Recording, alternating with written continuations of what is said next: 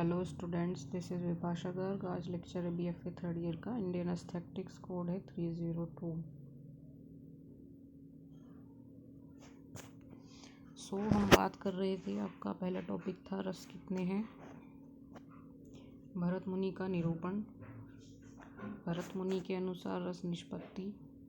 उसके बाद जो इनके टॉपिक हैं भाव, विभाव, अनुभाव। इसमें हमने भाव में पढ़ा था स्थायी भाव और स्थायी भाव रस पढ़े थे और संचारी भाव पढ़ा था, ठीक है।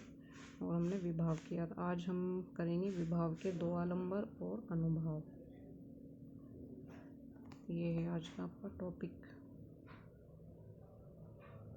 ठीक है। तो पिछली PPT में हमने क्या बात की थी, इससे पहले एक बार हम विभाव को रिवाइंड कर लेते हैं। हमने बात की थी स्थायी भाव और रस के बारे में। यानी स्थायी भाव रति, उसका रस है श्रृंगार। हास, उसका रस है हास्य। शोक, उसका रस है करुण। उत्साह यानी वीर। क्रोध यानी रौद्र। भय यानी भयानक। जुगुप्सा यानी विभत्स।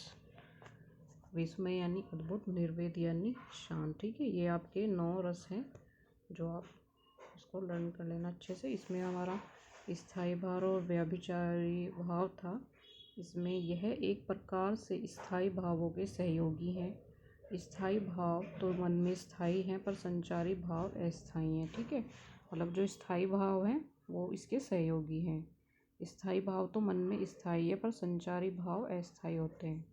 यह आते हैं, स्थायी भावों को बल देते हैं और लोप हो जाते हैं। संचारी शब्द का अर्थ है साथ साथ चलना, है ना। इन्हें व्याभिचारी इसलिए कहा जाता है क्योंकि एक ही संचारी भाव कई स्थायी भावों का सहायक हो सकता है। अब भरत मुनि संचारी भावों की 33 संख्या मानी है, ठीक है। भरत मुनि जी ने जो संचारी भाव है उसकी संख्या कितनी मानी है? 33। उसके बाद हमारा है विभाव। विभाव का है, इसमें अलग अलग सबने अपनी अपनी डेफिनेशन दी हुई है। तो इसमें आचार्य शुक्ल जी ने के अनुसार बताया है पहले कि विभाव का अभिप्राय उन वस्तुओं या विषयों के वर्णन से है जिनके प्रति किसी प्रकार की भाव या संवेदना होती है ना। तो विभाव का अभिप्राय क्या बताया? उन वस्तुओं या विषयों के वर्णन से है जिनके प्रति किसी प्रकार की भाव या संवेदना होती है। उसके बाद भरत मुनि के अनुसार विभाव वाणी व अंगों के आश्रित अनेक अर्थों का विभावन अथवा अनुभव कराते हैं, है ना। विभाव वाणी व अंगों के आश्रित जो अनेक अर्थ हैं उनका विभावन अथवा अनुभव कराते हैं, इसलिए वे विभाव कहलाते हैं। आचार्य विश्वनाथ ने विभाव की परिभाषा देते हुए लिखा, संसार में रति, हास, शोक आदि स्थायी भावों को जो जागृत कराने वाले होते हैं वे जब काव्य या नाटक में वर्णित होते हैं तो विभाव कहलाते हैं। इस प्रकार विभाव का अर्थ हुआ कारण। मनुष्य में स्थित भावों को जागृत करने वाले कारण विभाव कहलाते हैं, ठीक है। यानी सबकी इसमें अलग अलग डेफिनेशंस है। आचार्य शुक्ल जी ने अलग बताई है, भरत मुनि जी ने अलग बताई है, विश्वनाथ जी ने अलग बताई है ना। पर इसका जो एक कारण है वो क्या है कि जो मनुष्य में स्थित जो भाव रहते हैं तो उनको जागृत करने वाले जो कारण होते हैं वे विभाव कहलाते हैं। अब आता है विभाव के जो टॉपिक हैं। विभाव के 2 भेद हैं, कौन से? आलंबन और उद्दीपन, है ना। हमने विभाव के 2 भेद बताए हैं यहाँ पे, आलंबन और उद्दीपन। तो आलंबन क्या है, पहले आलंबन के बारे में डिस्कस करते हैं। आलंबन का अर्थ है सहारा, यानी जिस सहारे से या कारण से स्थायी भाव जागृत हो वह आलंबन, है ना। जिसमें जागृत हो वह आश्रय कहलाता है। मीन्स आलंबन का अर्थ बताया है, पहले आपको सिर्फ अर्थ समझना है, शॉर्टकट में समझना है। तो उसका अर्थ क्या बताया है इन्होंने? सहारा, ठीक है। यानी आलंबन मीन्स सहारा। अब जिस सहारे से या कारण से स्थायी भाव जागृत हो वह आलंबन, है ना। मतलब एक तो अर्थ हो गया सहारा। अब आप ये समझिए कि इसमें जगाने के लिए क्या बताया है कि यानी जिस सहारे से या कारण से, यानी जो कोई भी रीज़न है, ठीक है, उससे जब स्थायी भाव जागृत होता है तो उसको आलंबन कहते हैं, ठीक है। क्लियर? और जिसमें जागृत हो वह आश्रय कहलाता है। ओके, बहुत इजी है। सबसे पहले आपका मीन्स क्या है, आलम्बन का अर्थ है सहारा। ठीक है, आलम्बन का अर्थ क्या है, सहारा। उसके बाद जिस सहारे से या कारण से स्थायी भाव जागृत हो वह आलम्बन है ना। मतलब जो कुछ भी सहारा हो या कोई कारण हो, उससे जो स्थायी भाव जो जागृत होता है वह आलम्बन होता है ना। अब जिसमें जागृत हो वह आश्रय कहलाता है। Okay, clear. जैसे रोते शिशु को देखकर वात्सल्य जागृत हो, वह तो शिशु क्या हुआ, आलम्बन हुआ, है ना।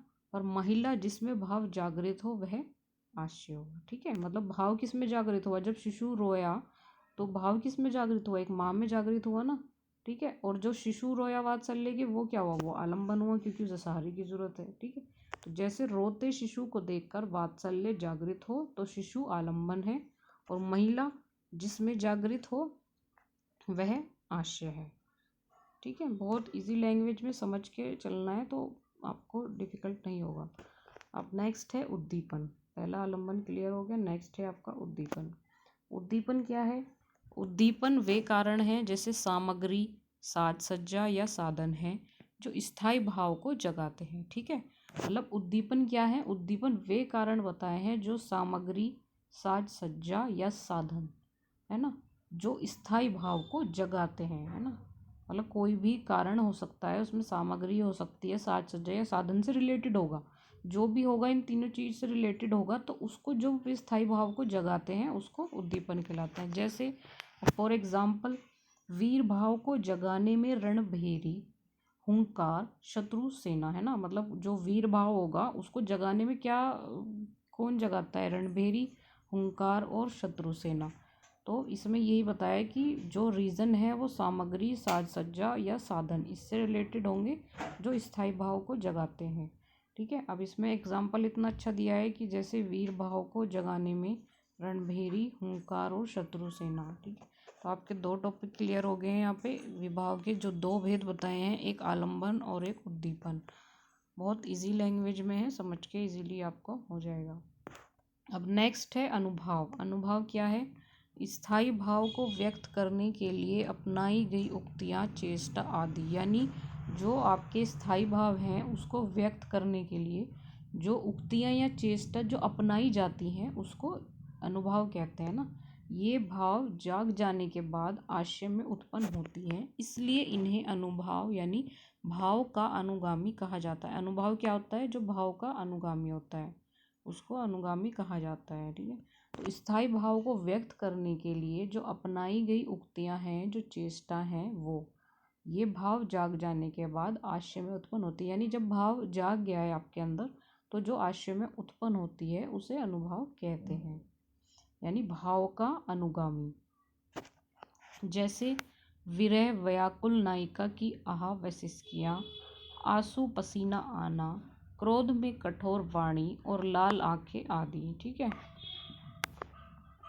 मतलब एग्जाम्पल बताया है कि जैसे विरह व्याकुल है ना, विरह व्याकुल होता है तो नायिका की आह व सिसकियाँ, आंसू पसीना आना, क्रोध में कठोर वाणी या लाल आंखें आदि, है ना। ये यही तो हो गया कि स्थायी भाव को व्यक्त करने के लिए, यानी ये चीज़ें व्यक्ति तो है, जो हम उक्तियाँ चेष्टा अपनाते हैं ये वही तो है, और ये भाव जाग जाने के बाद आशय में उत्पन्न होती है। यानी आपके अंदर ये गुस्से का, क्रोध वाला भाव उत्पन्न हो गया है, उसमें आशय में उत्पन्न हो जाता है। ठीक, भाव का अनुगामी यानी भाव को सपोर्ट करने वाला, तो भाव का जो अनुगामी है वो अनुभाव बन गया। ठीक है, अनुभाव के अब इन्होंने यहाँ पे चार भेद बताए हैं, कौन से, आंगिक, वाचिक, आहार्य और सात्विक। ठीक है, आंगिक क्या है, पहले आंगिक के बारे में बात करते हैं। आंगिक मीन्स शरीर से, अंगों से संबंधित, जैसे क्रोध में मुट्ठी बीचना। भाई आंगिक यानी पहले जो वर्ड है उसी से आप समझ सकते हैं, यानी अंग वाला। ठीक है, तो ये आंगिक का क्या मीन्स हुआ, यानी ये शरीर से है, अंगों से संबंधित है आपका। जैसे इसमें एग्जाम्पल क्या दिया है, क्रोध में मुट्ठी भींचना, यानी क्रोध में किसी ने मुट्ठी भींच ली। ठीक है, सेकंड है वाचिक, यानी वाचिक से आप मतलब क्या जानते हैं, संस्कृत भाषा का वर्ड है कि बोलना, यानी मुंह से रिलेटेड। आंगिक मतलब यानी शरीर से रिलेटेड। ठीक है, तो बोलना, वाणी से भाव व्यक्त करना, जैसे नायिका का विरह विलाप आदि, है ना। यानी जब नायिका विरह विलाप कर रही है तो ये बोलने से रिलेटेड हो गया ना।